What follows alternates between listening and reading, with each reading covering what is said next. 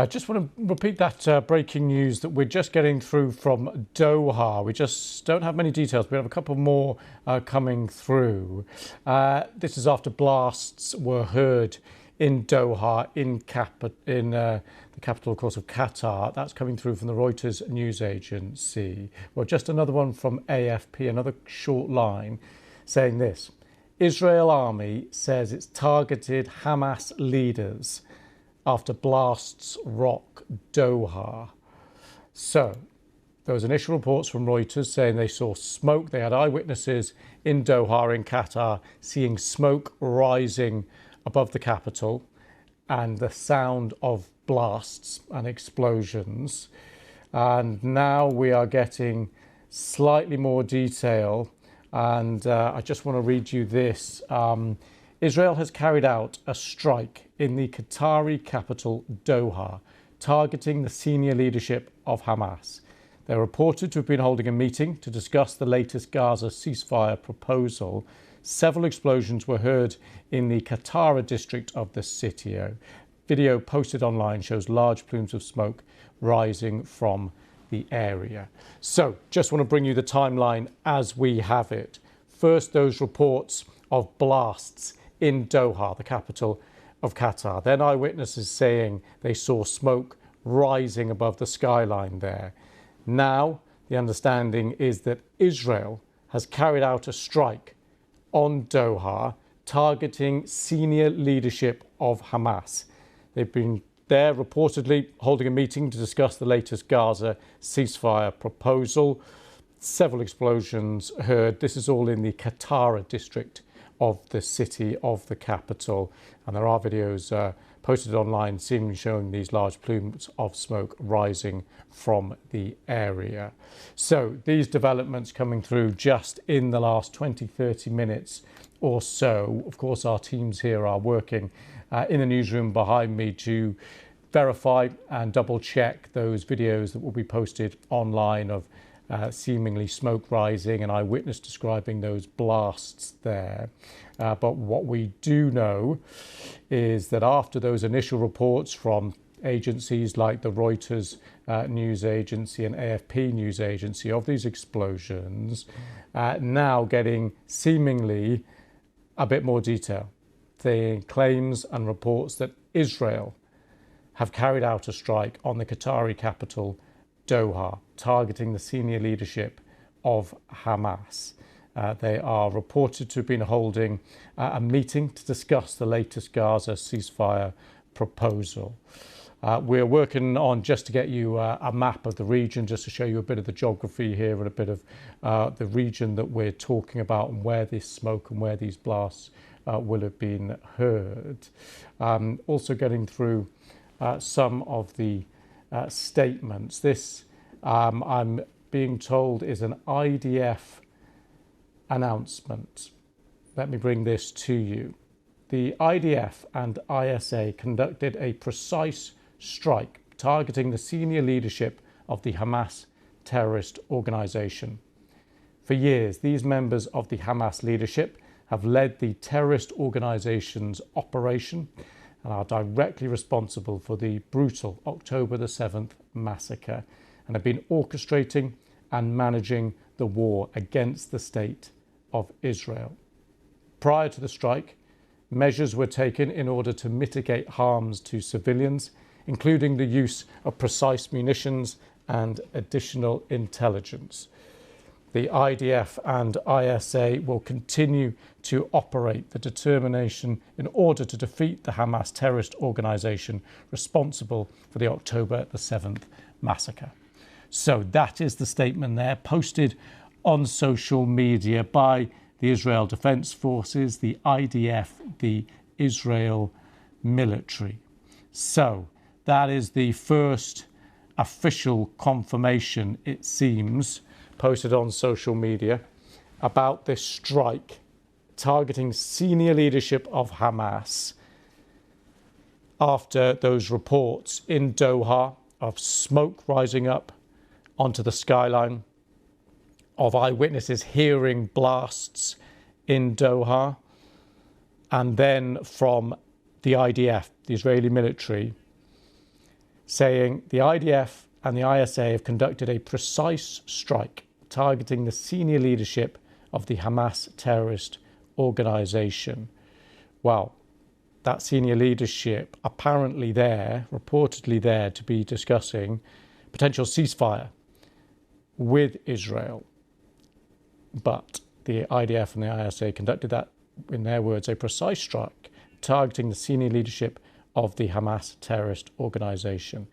It goes on to say this: for years, these members of the Hamas leadership have led the terrorist organization's operations, are directly responsible for the brutal October the 7th massacre, and have been orchestrating and managing the war against the state of Israel. Prior to the strike, measures were taken in order to mitigate harm to civilians, including the use of precise munitions and additional intelligence. The IDF and ISA will continue to operate with determination in order to defeat the Hamas terrorist organization responsible for the October the 7th massacre. So, if you are just joining us here, that news just in the last few minutes that we saw, first of all, those reports of smoke rising above the skyline in Doha, and now from the IDF, that apparent confirmation of a precise strike targeting the senior leadership of the Hamas terrorist organization.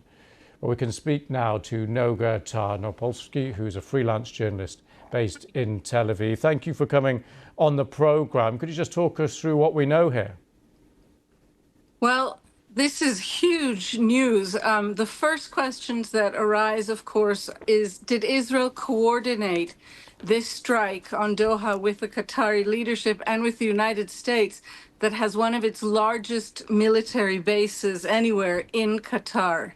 Or was this kept a secret even from Donald Trump or the Qatari leadership? A Saudi channel is reporting that Khalil al-Hayya, who is the top Hamas negotiator during all of these long months of negotiations for a ceasefire, hostage prisoner exchange deal, that he was assassinated. That's the first named victim. We've heard it's a Saudi channel reporting it. This appears to be Israel simply throwing the kitchen sink at any hope of any negotiated agreement to end the war in Gaza. And do we have any clarification on what the senior Hamas leaders were doing in Doha at the time of this strike?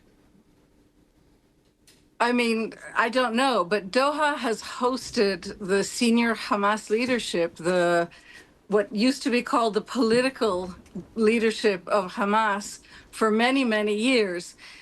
When this question of why not to attack them has come up previously in Israel, one of the explanations, and including from Qatari officials, has been that they agreed to take in this horrible terrorist group at the request of the United States. Some have even said at the request of Israel, because it was easier to monitor them, so this line goes, if they were in Doha in a known place and not, underground somewhere, Lord knows where. So the question of Qatar hosting them, sometimes even hosting them very lavishly, is a matter of, long record and very much part of the controversy of Hamas. Noga, thank you very much for coming on the programme, just giving us your immediate reaction to that. Appreciate it. We're going to cross now to Paul Adams, who's standing by for us, our correspondent. Paul, just what are you hearing about what's happened here? Well, the reports that we're getting suggest that this targeting of the senior leadership, something that the Israelis have already very quickly put out a statement about, appears to have killed them, or it may have killed them all. You heard Noga there just talking about Khalil al-Hayya, one of the most senior figures, but we have got a list of around 6 or 7 people who it is, and we believe that all may have been killed in this strike, and they include Ghazi Hamad, who is a very familiar figure who's appeared sometimes as a kind of spokesman, has also been intimately involved in the negotiations. If it is true that that all of these individuals were killed in this strike, then what Israel has done effectively is to eliminate all of the senior Hamas figures with whom it was negotiating indirectly through the offices of the Qatari government, which obviously begs a question.